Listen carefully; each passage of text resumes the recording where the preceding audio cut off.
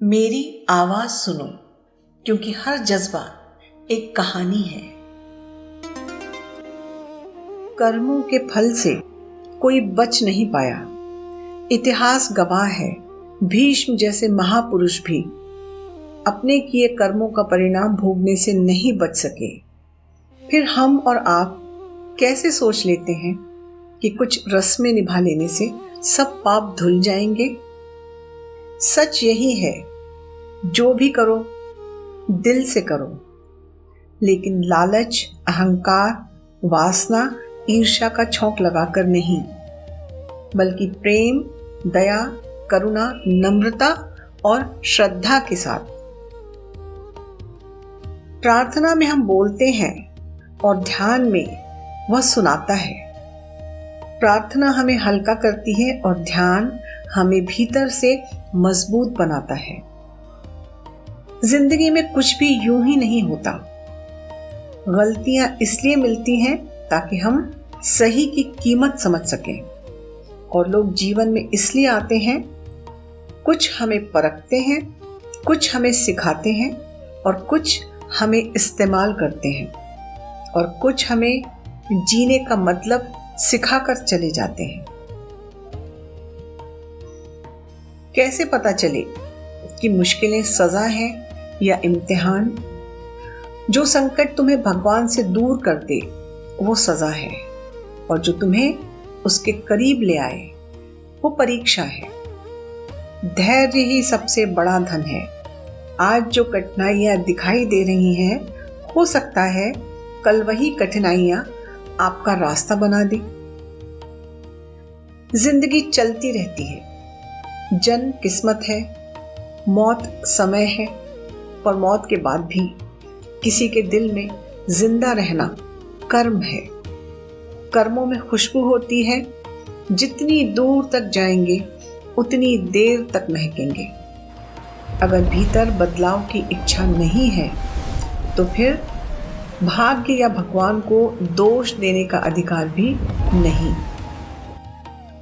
जिससे ईश्वर प्रेम करता है उसे वह सहज रास्ते नहीं देता।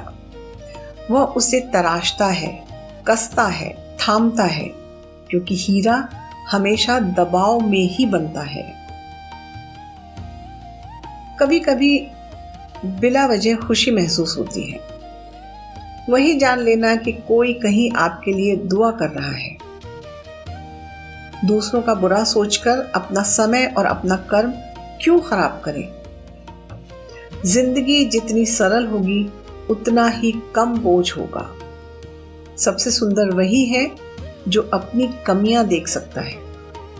भौतिक सुख कितने भी हों, मानसिक शांति के बिना किसी का जीवन पूर्ण नहीं हो सकता। हम उन समस्याओं के लिए रोते हैं जो हमारे पास हैं, पर उन समस्याओं के लिए कभी शुक्र नहीं करते जो हमारे पास नहीं है। अपनी आत्मा को कभी धोखा मत देना। इसी के साथ आए थे, इसी के साथ जाना है। लोग बदलते हैं, यह प्रकृति का नियम है। इस पर दुखी होकर खुद को मत थकाओ। जब रास्ता समझ ना आए, सब छोड़ दो उसके हवाले, जिसने ये जीवन दिया है।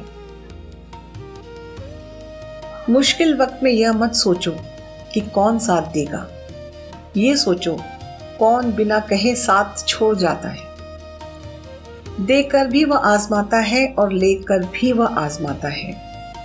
जिस भी परिस्थिति में हो, शुक्र करो। एक साधारण जीवन में भी असाधारण सुकून छुपा होता है। व्यक्ति मिटता है, व्यक्तित्व जिंदा रहता है। ईश्वर को वो आंखें पसंद हैं जो पश्चाताप में भीगती हैं, गलतियों को स्वीकार करती हैं और किसी का दर्द देखकर बंद हो जाती हैं। जब गलती करें, आसपास मत देखो, अपने भीतर और ऊपर देखो। दूसरों की कृपा देखकर कुढ़ो मत। जिसे कम मिला है उसे देखोगे तो कृतज्ञ बनोगे। जिसे ज्यादा दर्द मिला है उसे देखोगे तो सब्र आएगा। जिंदगी असल में 2 इम्तिहानों का सफर है। कहीं सब्र और कहीं शुक्र। रब पर भरोसा बच्चा जैसे करो, जो हवा में उछाले जाने पर भी मुस्कुराता है, क्योंकि उसे अपनी मां पर पूरा भरोसा होता है। कभी गलत मत करो, कारण खत्म हो जाएगा पर कर्म का असर नहीं।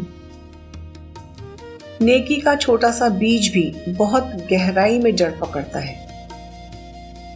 अहंकार बढ़े तो शमशान जाओ, सब समझ आ जाएगा। शक्ति पर घमंड आए तो वृद्धाश्रम जाओ, सब शांत हो जाएगा। माता पिता के चरणों में जितना प्रेम है उतना किसी तीर्थ में भी नहीं। धन, शोहरत, ताकत, तीनों के पीछे भागता है इंसान और अंत में शांति तलाशते तलाशते मिट्टी बन जाता है। शरीर की सुंदरता समय के साथ मिट जाती है, पर विचारों, संस्कारों और कर्मों की सुंदरता कभी पुरानी नहीं होती। जिनके विचार साफ होते हैं उनकी पहचान दूर से चमकती है। अपने भीतर के शोर को शांत करना सीख लो। ईश्वर वहीं मिलता है जहां भीतर शांति हो। जिससे भी नाराज हो उसे दिल से माफ कर दो। माफी सामने वाले को कम, आपको ज्यादा आजाद करती है। चलते पैरों का फर्क देखो, एक आगे और एक पीछे। न आगे वाले को घमंड, न पीछे वाले को अपमान, क्योंकि हर कुछ देर में दोनों की जगह बदलती रहती है। यही जीवन है। अपनी छवि, अपना व्यवहार, अपना चरित्र, ये 3 चीजें उम्र से ज्यादा लंबे समय तक जिंदा रहती हैं। 4 दिन की जिंदगी है, हंस कर जियो, दर्द बांट कर जियो। कोई ऐसा काम ना करो जिससे दिल टूटे। नेकी ही एकमात्र चीज है जो हमारे साथ चलती है, बाकी सब यही रह जाता है। तो दोस्तों, फिर मिलेंगे अगले वीडियो में। तब तक अपना ख्याल रखिए और खुश रहिए। आपको वीडियो कैसा लगा मुझे कमेंट करके ज़रूर बताइएगा। आपके ओपिनियन का मुझे इंतज़ार रहेगा। और हाँ, चैनल को सब्सक्राइब करें और वीडियो को लाइक और शेयर तो ज़रूर करें। क्या पता किसी को इसकी ज़रूरत हो।